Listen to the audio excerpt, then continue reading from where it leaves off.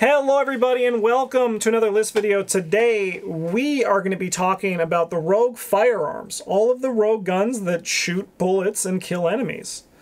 We've ranked them just like as like a general scale. We talked a lot. We're correct. Yeah. And Travis isn't here to sway us away and be like, what about the seeker guns? I mean, I think he'd agree with most of my assessments. Yeah, I think so too. And we also actually talked about it a lot before the video, so we're not going to talk about anything. We're just going to list them 17 to 1. Yeah, we're just going to sit here and stare at the camera. Yeah. But why don't we dive in? We get in with the bottom of our tier list for the rogue firearms, which is the level 0 41 Derringer. So this is a 3-cost, spend an ammo, fight. You get +2 fists for this attack. If you succeed by 2 or more, this attack deals +1 damage. The core set, back in the early Green's rogues. Identity being bad. Yeah. Yeah, part of the low rating for this one, at least on my part, is I'm real sandy that this is a Derringer and it's not fast. Like, what's up with that? Well, either it shouldn't take up my hand slot because it's, you know, like in my pocket or whatever, or it should be fast because it's easy and quick to hand. Well, it's because like she has a really big bag that she needs to pull it out of. She's like, "Where's that? Hang on, where's that fucking thing?" Yeah. And I mean, like, I can see like when they designed this card where the thought process was, right? Like, this rogues want to succeed by a certain amount, so we should tie the damage with it so they're not as good as guardians. Yep. Unfortunately, there wasn't like a rogue that could use it, and even now. You like upgrade out of it right away. Yeah, you could play it in a Tony deck, but like, why would you? Yeah, like at this point, even like level 0, you have better options. Yeah, like Switchblade 0 is just like probably going to be more consistent in this because you don't have to spend ammo. Yeah, it's also probably better for Tony specifically because he gets so many actions to try. Yeah, exactly. Whereas this just lets you try 3 times. Yeah, I think this one shouldn't be a surprise that this is the worst one, except for maybe the next one that people would be like, "This I've never played this one." But there was a reason why we gave this next one a bit of an edge. So the next one is Colt Vest Pocket, level 0.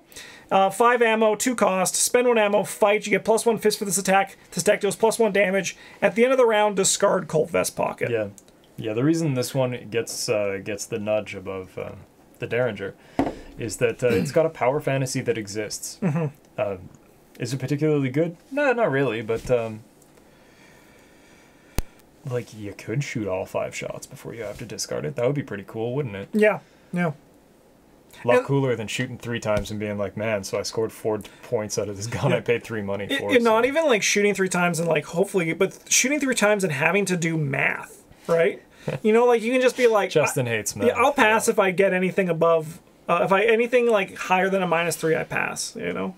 So like, you don't have to do the math with this card. You just shoot, Yeah. But yeah, this one also you'll upgrade out of if you're planning on doing this, just because you can be more consistent with the upgraded version. But I mean, like, I love this card in like in a Joey the Rat deck. Just play it, shoot it a few times, sell it. You don't actually lose any money. Well, you lose 1. Yeah, because assuming you want to play it fast with Joey's because then ability. you get to shoot it 1 more time. Yeah, exactly. It's closer to getting all the bullets out. But yeah. But like, by no means is this good firearm, but it has that fantasy. Yeah, it edges it out a bit. It's just fine. Yeah, that's all. Like, out of a level 0 deck, you could do a lot worse. Like playing the Derringer. Yes. That's how you should look at this. Like, what weapon should I put in at level 0? Just follow this list. Yeah. And go with the one that we have highest, and then the next one, and then stop. Next up, we actually have the 45 Thompson. So this is a 6 cost, takes up both hand slots, uses 5 ammo, spend 1 ammo, fight. You get +2 fist and deal +1 damage for this attack. Yeah, this one's like a little bit strange because 6 money's a lot, and it does take up both your hand slots, which means that you are not doing things that aren't shooting things, because you have to be using things in your hands to do the other jobs. It's kind of how green is. However, this one does have 5 bullets, which makes it like a solid candidate for an early big guns deck, because it plays very well with things like Swift Reload or Contraband. But all in all, it's like not great. +2 and +1 damage is very strong at level 0. It is. So. It's funnily enough though still stronger in Guardian than it is in Rogue, right? Because you're more reliable to hit as a Guardian. But one thing for me that why I'm not hot on the 45 Thompson is for a two-handed weapon, as Bruno's saying, you want it to do something because like it's a bit more fun and reliable to be able to like use the weapon that's better in the moment as a rogue, right? Especially for like not Tony, right? Where you kind of just want to like, I'm going to use my 25 automatic here because I'm planning on evading this guy anyway, right? Like, especially like with Finn and even Skids, there's going to be more power in versatility with two hand slots. Yeah, Skids might play this one because the +2 is very important to him. But like, man, you could buy a Leo for this. Yep. You could actually, yeah. So that part makes it a little tough. You gotta have a plan for what you're gonna do down the road, and it's gonna have to be something that needs a gun with a lot of ammo that doesn't discard itself after you use it. Yeah. All right, next one we got here is the level 0 25 automatic. 4 cost. It's fast, 4 ammo, takes up only 1 hand slot. Fight. If the attacked enemy is exhausted, you get +2 fists and deal +1 damage for this attack. Yeah, I mean this one, like, obviously it is a terrible weapon if you can't reliably evade enemies. Yes, yeah. So if you can't do that, you'd even be better off playing the Derringer. Yeah, like with like Tony Morgan, I'm looking at like shooting the Derringer over this one. But yeah, there are scenarios where this one's very bad. However, its power fantasy is also pretty sweet, where you just get to show up and you're like, here's some damage. Also, this is fast, unlike the Derringer. Yep. Which is kind of wild, actually. Yeah, and you're getting like one more. You get one more bullet. Yeah, for one more with the fast kind of makes up for that one. You do need to evade enemies, so like there's a bit of action involved, but I mean like... You don't have to be the one evading enemies. Like if you've got somebody on the team who can evade enemies fairly reliably and you want to be in the same spot as them. Yep. This weapon's also pretty good, like fairly strong at level 0. Yeah, and I mean like it's also not high on the list either. Like the upgraded version is a lot nicer than this one. So like this is still like I think like even in the bottom 4. I think this was number 4 anyway. Yeah. Yeah. It does also play very well for the utility-minded rogue because it's fast. You don't need to put it into play or commit any resources towards using it until you know you need it. Yeah, definitely. All right. Next one we got here is the 45 Thompson, our first of the experienced cards. This is a 5 cost, 3 experience, 2 hand slots, 5 ammo, spend an ammo fight, you get +2 fists and deal +1 damage to this attack. If you succeed by at least X, you may spend 1 ammo to deal this attack's damage to another enemy or location, where X is that enemy's fight value. There's honestly just a lot of text on this card that makes me be like, you're just oops in a mask. You're not, but it's like that. It's that same text of like, this is selling a fantasy that is very unlikely to become a reality outside of like situations where like campaign specific situations. Yeah, maybe you need to, I don't know, clean up about 300 cats from Saturn. Yeah. That's pretty alright. Yeah. And I mean like it is a nice effect, right? Like you can just like spray and kill 3 things. Like it reads very nice, but I've been lured by the siren song of these types of effects before, and this one is just I can never see it being a thing that's like gonna happen outside of a few. No. Yeah. This one occupies some very similar headspace for me as the Springfield. Not a green card, but where like there is an associated fantasy to this card, but also like, man, you gotta do work to make that happen. Yeah.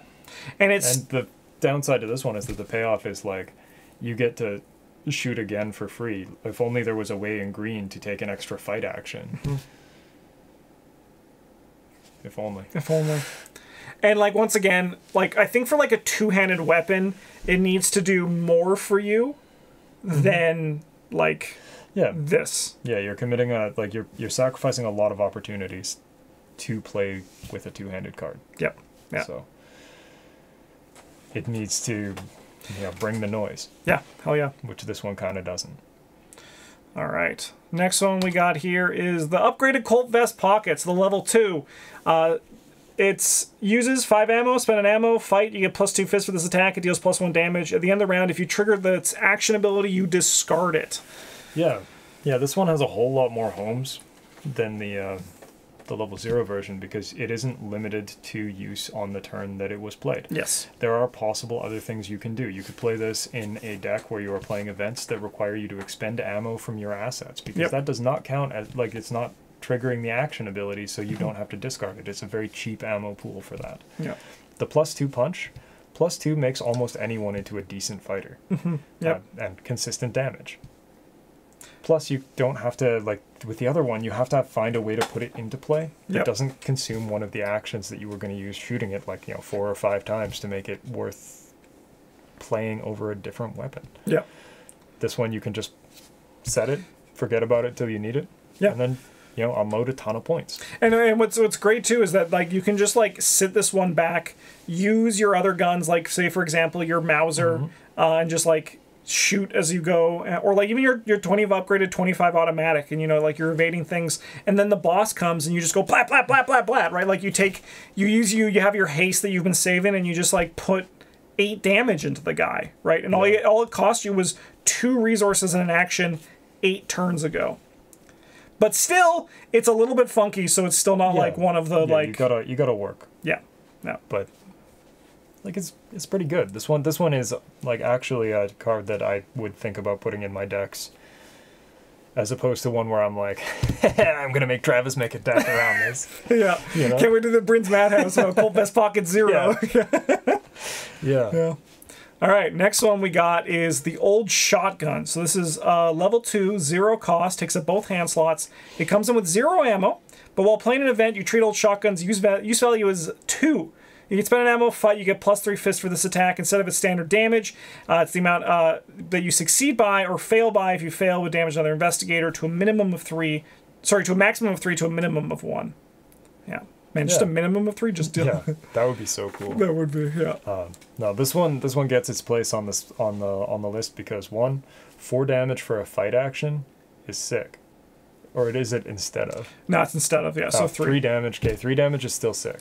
Less sick than I thought it was, but that's okay. It's still below the other shotgun. Yeah. Yeah. You do have to again, like, do work to make this one do things, but that work can be cards that you already want to play in your deck. Like that stupid new one that when you investigate or evade, if you succeed by X, you can I'll put take it that into a or thing. whatever it is. Yeah. Yeah, because this costs 0. You need to succeed by 0. Yeah. That's pretty easy. That is actually pretty easy. You put it into play for two bullets, 6 damage on 2 actions. That's a fairly solid rate of return. That does seem kind of sick, yeah. Yeah, it's also very good with sleight of hand, because you just put it into play. 6 damage. Untabooed sleight of hand, right? Because it's what is it now? No, what is it now? It's like level 3 or lower. The card has to be level 3 or lower, I think, in order to. I'm gonna check. I don't know. They've changed this card so many times. I always ask you. You're the reason. But I'm pretty sure that's what it does now. Is level 3 or less. All right. At one point, it had to be something that took up 1 hand slot. Yes, that's what stuck with me. Like I don't think that's. But I mean, I think it still works with the Lupara, which is what's important, right? Like that's as long as it does that, it's they know what it's there for. Yeah. All right. Put a level 0 to 3 item asset into play from your hand. Okay, so you can still you can use it with this one. And then you put it back in your hand so you can use it with one of your other events again later for more bullets. Also clearly good with the cards that just put more ammo on things. Yep, definitely. Even Swift Reload works on this one because while Swift Reload is resolving, it counts this as having 2 bullets. And like this card obviously like goes up in value because Will York can use it, but I think a big thing when it comes to like ranking for me, Rogue Firearms, I'm looking at like a rogue using it like first and foremost. Yeah. Because like Will York, while he can do fun tricks, he can't use the rogue tricks that can really take advantage of it. Yeah. No, that's true. He has to do some real weird stuff. Yeah, it's called cheating, I think. Yeah, I mean, like it's good with things like cornered or bangled of jinxes, where you can just like kick your fight up real big for one test. Yeah, I mean, it is really nice that this gives you like 3 to succeed by, like to do that 3 damage. It's very nice for that. Yeah, +3 punch is good. Although admittedly, it doesn't do damage if you don't. Yes. Yeah. Succeeding by 1 on this one feels miserable. Yeah, that's pretty bad. we have it's twin, the sawed-off shotgun. Yeah. These two are very close. This one's 5 experience, 3 cost, 2 ammo. Takes up 1 hand slot instead. Fight, instead of its standard damage, it deals 1 point for each point you succeed by to a maximum of 6. Opposite of same to fail to a maximum of 6 damage to another investigator. Yeah, you can just single tap half the cloovers in this game. But yeah, so this is basically just a doubled up version in terms of damage output. Yeah. This one gets the nudge because its power fantasy is just that much cooler. It's like turning it up to 11. Right? Yeah. Like, sure, an amp is great at what it does, but like, this one goes to 11. And like realistically, while you could run them in the same deck, they feel like they each have different like builder rounds that you want to do, right? Yeah, and the fact that this one takes up a single hand slot makes it much less unwieldy when your plan isn't working properly. Yeah. Because you can just have it in play and like play something, like be doing another thing. Yeah. Right? Yeah. Whether it's using a smaller gun or a knife or whatever, you can make that happen while you've got this in play. Till you figure out either, you know, what needs to take 6 damage or the cards you need to make 6 damage happen. Yeah. And like while this one does cost 3 more experience and 3 more money, it pays that back in terms of like not having to think as hard about how the rules for the card works. Yep. Yeah, it doesn't give you any bonus to the fight action, Yeah, which is a very- little tough. But ultimately something that rogues should be able to get around because they mostly have to fight with crappy numbers anyway. I would love to see this in like the Bob deck I'm playing. Yeah, and you right. just like, you know, because like well connected Yeah. in money, you're just like, see you in fucking hell, and then shoot them. And six damage, especially in lower player counts. It's a lot. It's a lot of damage. That kills like most things. Yep. It'll like half kill a boss. Yeah. Yep. If you're playing true solo, it will kill a boss. Yep. Yep. Yeah. All right, what's next? I love it. I've already forgotten. Hey, it's level 0 Mauser. Okay, so 4 cost, 1 hand slot, uses 5 ammo, exhaust it as an action, spend an ammo, fight. You get +1 fist and deal +1 damage to this attack. If you succeed by 2 or more, you either ready the Mauser or gain a resource. So this is, I think, the highest ranked level 0 that we put. And it's just because, like, the card is, like, good. Yeah, anytime that you get a green weapon and you're like, if somebody's playing blue and they got access to this, they might want it. Yeah, that's a good sign that, yeah, card's good. You know, card's probably pretty okay. The Mauser in this case, like it mostly, for the most part, playing it in green decks, you are not going to get to shoot it a second time because succeeding by 2 or more is a little tough. However, it does do reliable extra damage, and sometimes it pays for itself too. Yes. Which is huge. If you are dressed rather stylishly, this also pays for itself twice as fast. So yes. Yeah. that's pretty neat. That's why I think Stylish Coat is one of my favorite cards from Scarlet Keys, because it just like bumps up so many unexpected cards. Yeah. Right. And like this one, it's just like, I'll get 2 money from this. Yeah. Yeah, like you do want to be succeeding by 2 or more so that you get the value on it, but that's a place that a lot of green cards already want to be. Yeah. So yeah, and while like you're still gonna upgrade into the better versions, if like this one's just gonna consistently get the job done, which is why we rated it above some of the other experience cards that you need to put a bit more work into to get the value out of. I do think this card is mostly better than the 45 automatic, which is itself like a perfectly serviceable weapon. Yeah. All right, next up, we got the upgraded 41 Derringer. 3 cost, 2 experience, takes up a hand slot. Spend an ammo, fight, you get +2. If you succeed by 1 or more, you deal +1 damage. And once per turn, if you succeed by 3 or more, you may take an additional action this turn. Yeah. Yeah, this card is part of the reason that Double or Nothing is not a card you can play the game with anymore. Because it turns out being able to take a fight action and dump a bunch of skills into it and be like, sick, I'm taking 3 more turns on top of this fight action. 3 more turns worth of action on top of this fight action was not entirely fair. This one's like much easier to get the extra damage out of, which feels a whole lot better than the level 0 version. Yeah. And like, I mean, admittedly, if you are playing with it, you have to be getting the extra action, because otherwise you could spend your 2 XP on a different small gun that we're going to look at little ways down the road. Yeah. Yeah, one thing that I like about this one is that you're playing it only if you're like, I mean, obviously if you're getting the 1, but also you're playing it like if you're consistently planning on getting that Yeah. additional action each turn, like Yeah. each time you fire with it, right? You can do some vaguely degenerate things in Tony with this, but you can do degenerate things with anything in Tony. He's like kind of good. Yeah, yeah, But if you enjoy making your friends watch, yeah, yeah. Do we have the Brins Madhouse for you? Yeah, I mean, we do. we do. Yeah, It's in the queue. yeah, and I mean, like, just the whole kind of thing of just +2 is a nice number. It's also cheap. If it was fast, the card would be like, you know, chef's kiss. But I still think, like, while it's not, like, I would say, like, a top tier. Like, to me, like, this one's, like, it's a good card, but it's, like, just one step. I think we're about to see, like, the top tier rogue weapons. It's just, like, the one that's just, like, knocking on the door to come in. Just almost, like, didn't make the cut. Just because it's still, like, it's not consistent damage, which is what you want from your weapons. Because unlike clue getting, monsters you need to solve right now. Yeah. And, I mean, you could say, hey, I'll just evade the enemy. But that's not solving the problem unless you have the 25 automatic.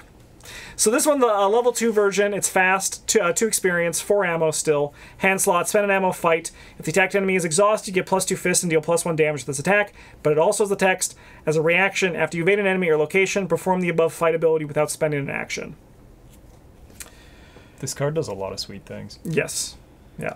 Like, it's fast, it takes up a single hand slot, so you can play it in all kinds of utility rogues, which is a very good place for green weapons to be, because rogues tend not to be focused on one thing. You can usually chip in wherever needed. But this one's power fantasy is also, like, sick. You just get to show up and shoot all the bullets, and you spent no fight actions, actually. Yeah.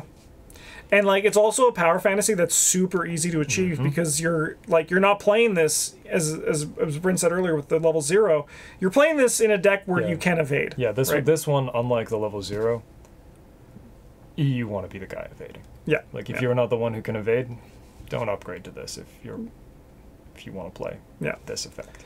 What also is really great, this one with dirty fighting is just exceptional. You get 2 attacks, right? 2 attacks at +4. Yes. It's pretty sweet. Also, like, it has, like, a lot of synergy with, like, people like Finn, you know, where you, once again, aren't spending an action from your 3 actions to attack for 2 damage. Yeah, this is like getting to play with extra copies of his 38. Yep. And, like, it's one of those things where it works, like, again, going back to, like, the problem with the two-handed, the Thompson, where you can now hold this with one hand and then, like, shoot with something else or stab with something else, or even be using, like, lockpicks. Yeah, just like, you evade the enemy, right? you deal some damage, grab a clue, and just be like, I'm going to finish him off next turn, right? Like, there's a lot of real good potential with the small one-handed guns that exist here. Yeah, this card's also pretty sweet in Kaimani. Yep, because definitely. Kaimani can evade a guy, shoot it, so make that it they easier. have less health to discard with their ability. Yeah, it's no, definitely. Actually, makes it kind of sweet. Honestly, I've built a combat Kaimani deck I'm playing right now. It's a fun time. Honestly, I think it's a more enjoyable and better experience than I think, like, when I tried my clue getting one, because just, like, solving enemies with your foot and, like, actually killing them and, like, dirty fighting them is a really good time. Yeah. We have one more one-handed gun, and you guessed it. It is the Mauser C96. There's another one too. But oh, sorry. Yes. I always forgot. For me, that one it has the impact of, like, a two-handed gun. It does. But the Mauser C96, 3 cost, level 2 version, 5 ammo. Get +2 fist, deal +1 damage to this attack. If you succeed by 2 or more, you either ready the Mauser or gain a resource. If you succeed by 4 or more, you do both. Yeah, 4 or more is a lot, like, a big ask for anybody but Tony. But it happens. It happens more often than you think. Like, assuming you're building around it. Like, I saw a Jenny consistently getting a 4. Like, you just have to, like. Yeah. But I mean, like, it gives you +2, right? So it gives you the 2 you need to succeed by. It's dirt cheap. It costs 3. Yeah. For 5 shots. Yeah. No, this card is also very good with any of the extra ammo.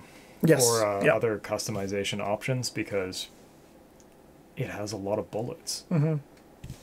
And you know, like, making it reliable makes it that much easier to do the thing. Yeah. Putting custom ammunition on it makes it, like, kind of do the same job as a two-handed gun. Yeah. Even that new actually customizable card. Yeah, the custom modifications. The custom modifications has a lot of cool options for this. Yeah. Yeah, and just things like Swift Reload is like very strong on this card, because this card, like, the front half of it pays for the back half of buying more bullets. Yeah, no, like, because like succeeded by 2 or more, like, you'll know when you want to ready it when you have to shoot an enemy again, and then every time you don't need to do that, you can just gain money. Yeah, just take the money. And then you're going to get 4. You're going to do it more often than you think, especially if you're Tony. You're going to do it like all the time. And it's going to pay itself back, which is awesome. It's like the reason why like Dr. Milan and Thieves' Tools are good cards is because they give you money back for just playing the game. And this, don't overlook that. That's a very powerful effect. Yeah, this one does also give you the +2 that you need to succeed by. Yep, exactly. In order to get like either part of its effect, which is kind of a big deal. It's still like the thing that's crazy about it. I think like the biggest thing is just the ammo rate for the cost you put into it. Yeah, five bullets is better than anything Guardian gets at this. Yeah. This price point. So. All right, I think we're now into our top 3. Is this our top 3? I think so. Yeah. Yeah. So Chicago Typewriter, 5 cost, 4 experience. Takes up both hand slots, so it's a big one. Spend an ammo, fight. It has 4 ammo to spend. You may spend any number of additional actions when you perform this attack. You get +2 fist for this attack for each action being spent, including the ability's action cost. Thank you for putting reminder text. You should do that more often. That's super clutch. And this attack just deals +2 damage, so this is a 3 damage attack. Yeah. Yeah, it's like it does most of the things that you kind of want out of a big gun. And sure, it's not flashy about it, but you can kick that. You can kick like that +2 up to a +4 or a +6 if you're fighting something that's really hard to hit. Yeah. Which is like a pretty good place to be. Just all the time. Yeah. And as green, like, you often have actions to spend on things that you don't need. Yeah. Yeah. So maybe spending an action for an unexpected courage sometimes is a good thing. Yeah, it's better than like taking 2 shots that you might fail, right? As opposed to taking 1 shot you know you're going to hit. And 3 damage is like a huge price point. Like that's like a big hit of damage. Yeah, the way that they make non-elite enemies hard is typically by making them have an odd number of health. Yep. Usually 3. Some of the really tough ones as you get further into a campaign might have 5, but even so, like, 3 damage still kills them in 2 instead of 3. Yep. And if you got an upgraded Vicious Blow, kills them in 1. Yeah, hell yeah, solves that problem. So. Yeah. Yeah, I think, like, for me personally, like, it's just, like, this is, like, our first one, apart from the shotguns, that has hit that 3 damage threshold. And, I mean, it's, like, one of the archetypes of Rogue is Big Gun Rogue, and this is, like, one of the ones you're going to use. Yeah, they definitely get a lot of cards that interact with firearms. So. Yeah. All right, next one, which was very close. It's just kind of like depending on your mood. Actually, just alphabetical. That's all. That's all there is. So the Beretta M1918, 4 cost, 4 experience, 4 ammo, takes up both hand slots. Exhaust it, spend an ammo, fight. You get +4 and deal +1 damage for this attack. If you succeed by 2 or more, either ready the Beretta or this attack deals an additional +1 damage. If you succeed by 4 or more, do both. This gives you the 4 you need to succeed by to do both. You're gonna succeed by 2.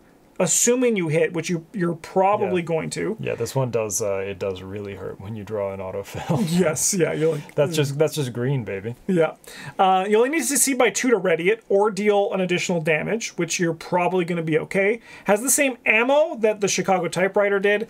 Yeah. It has the +4. You exchange that for it needing to exhaust.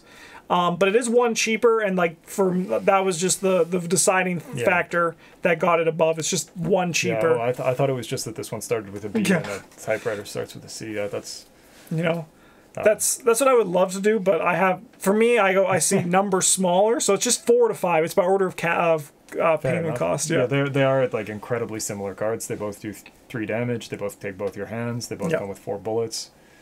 They even have very similar test icons. Yep. Like this one gets an extra foot, but like, man, don't commit this for a foot. No. Unless you want to lose. It'll end the scenario by succeeding. Yeah. In which case, like, do what you got to do. Yeah.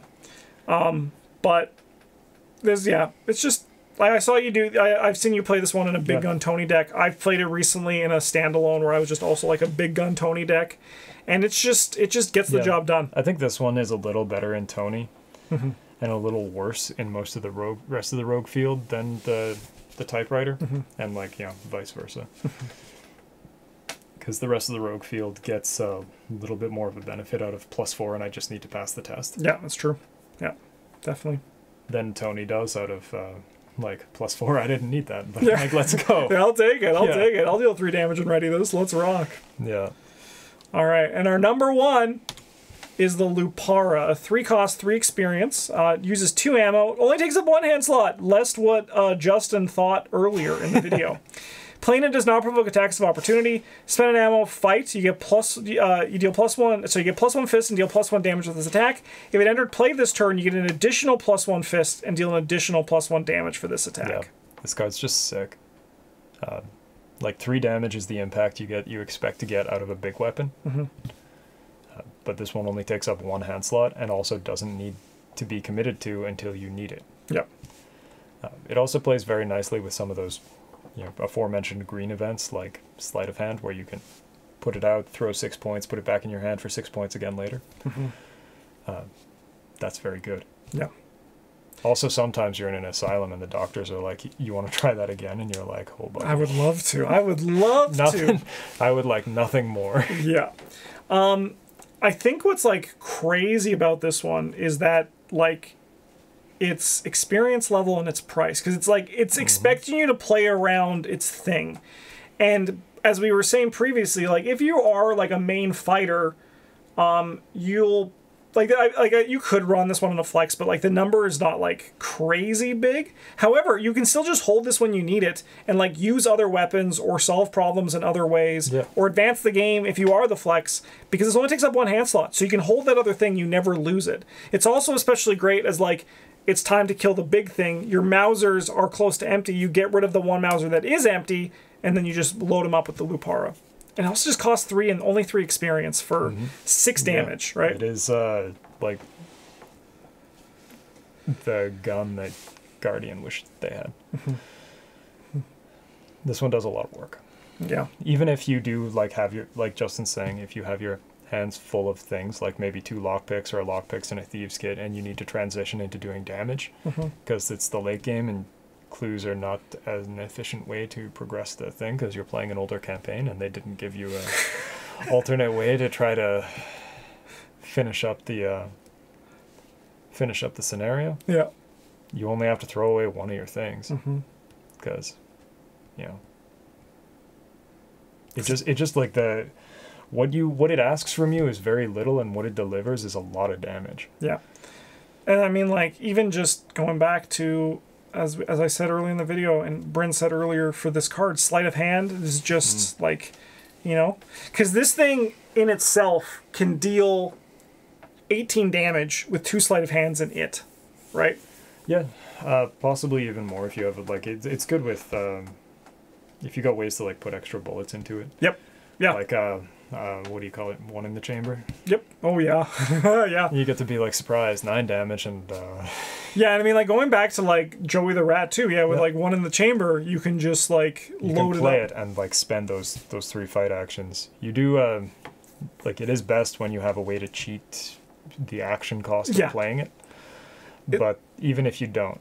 It's, like, similar to, like, what we said about the Colt Vest Pocket, but it just doesn't, like, go away at the end, and it also just, like, it gives you more impact, right? Because the Colt Vest Pocket is +2 or +1 and +1. This one's +2 and +2, which is like just a bigger number. Yeah, like and like it does get a lot better when you cheat when you're cheating the action cost, because then it is 2 actions for 6 damage, which is pretty big. Even if you can't do that and you've put it in your deck, it's still like 3 actions for 6 damage, which is like kind of the going rate. Not terrible, but it's nothing flashy like that. And I suppose you also actually could realistically, like, say you cheat your actions in a different way, like, for example, you shortcut into a location with a boss and then play it and then shoot. You're still effectively getting your 2 actions cost for it. So it's like, you don't have to, like, cheat it just even by playing the card, which is, I think, also kind of like the nice versatility that it provides, because the playing it does not provoke attacks of opportunity is huge text, because it's like, hey, boss, boom, boom, you're done. Yeah. Yep. Yeah, and it does also kind of fill that role of like extra bullet cards for a gun deck, because you just don't commit to it until you need it. Yep. Right? Yep. Yep. Sweet. Well, I hope everyone enjoyed that video. Would you like to see us rank more things like rogue melee weapons so we can talk about how good Switchblade Zero is? Game Breaker. Man, I mean, that card has found its way into so many decks that it had no business in. Yeah. Like the starting Wendy deck. Yeah. Yeah. I mean, I play it. I play it unironically in my level 0 Tony decks because, you know, it just can potentially kill things. Yeah. Yeah. No, it's good there. It's good if you're like blue and can splash, but like not Leo, so like nobody. Yeah. Yeah. You know. Yeah. Cool. Yet. Yeah, I mean, like, that's the thing, right? Like, I'm curious to see, like, who are, like, everyone's predicting that Michael McGlenn is going to be... Well, he's got to be able to play green cards, right? Yeah. So... green... I think... but I just hope Michael McGlenn's ability is just Akachi, but it enters with 1 more ammo. Which honestly is not like bad. Yeah, it's just not exciting. Like that is a good effect. It adds like basically a +1 ammo to each of your guns is certainly a good effect. But man, is that gonna not be exciting if that happens to be true. I hope it is though, because that would be pretty funny. It would be. But I also like at this point now, they're gonna be making new characters. So we might get like some cool character who we've don't even know about, who can use green guns and like maybe some blue things to their advantage, because that'd be sick. That'd be really cool. But thanks so much for watching, everybody. I hope you enjoyed it. Have a good one, and as always, GG's.